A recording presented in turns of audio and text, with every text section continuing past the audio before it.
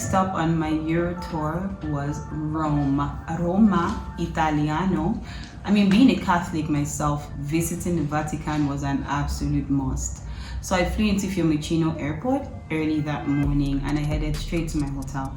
And what I loved most about my hotel is that I had a view of the Vatican from my hotel balcony. It was absolutely stunning.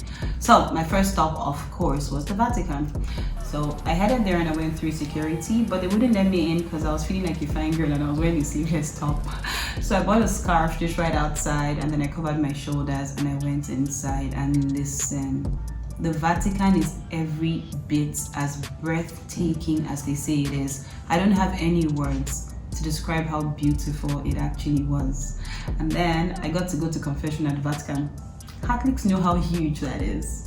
When I left the Vatican, I headed to see the Colosseum. By now it was already evening, towards evening, so the lights were on. Hey guys, behold the Colosseum. Yes, see how beautiful it is? And the Colosseum by night is, it's amazing. It's such a beautiful structure, even in its ruins. Like, Rome is a beautiful city, and I think the ruins are kind of part of what makes it so beautiful. And then when I left the Colosseum, I went to the Fountain of Trevi, or like the Italians would say, Fontana di Trevi. And it's a site of many romantic proposals in movies where people would like toss a coin into the fountain and then they would make a wish. I've seen it several times in movies and it was nice to see it live. And guess what? While I was there, somebody actually proposed to his girlfriend. So I guess it's every bit as romantic as they say it is.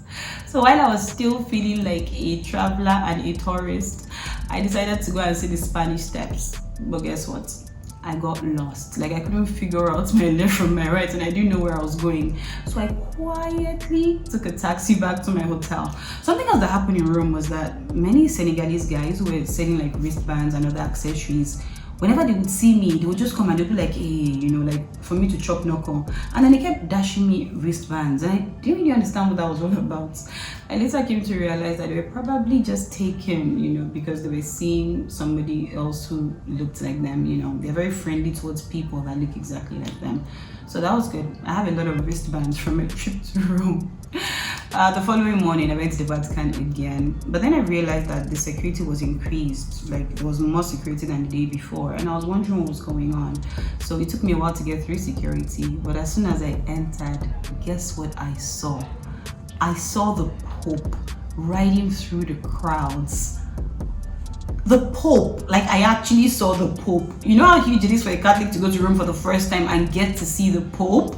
It was amazing. And then people were just stretching out their arms towards him and shouting, Papa, Papa. And then others were extending their babies to him to kiss. It was so beautiful. And then I got to go to Mass that was said by the Pope. That was really huge for me. So psyched. So I came back to the Vatican today. And I actually got to see the Pope. Happens once in a lifetime. That was really, really huge. I also got to see the Castle Sant'Angelo, and then I went back to see the Colosseum by day. Because I didn't enter the Colosseum, the day before because it was already evening and they shut it at, I think, 4 p.m. So I went to see it by day. And I honestly don't know if the Colosseum is more beautiful by day or by night. Because when I stepped inside, my goodness, I just have to let you see for yourself. Like, there are no words to describe the beauty. Like, even in its ruins, like the structure, it has been incredibly preserved, to be there this long. And it just got me thinking, of all the history and everything that must have happened there in the past. It's absolutely beautiful. So Rome was a lot of fun. I got to try their tiramisu and the pasta in Rome. It was good, but I still maintain that we do pasta a lot better in Nigeria. Rome was awesome. It was awesome. Thank you, Rome. Roma Italiano.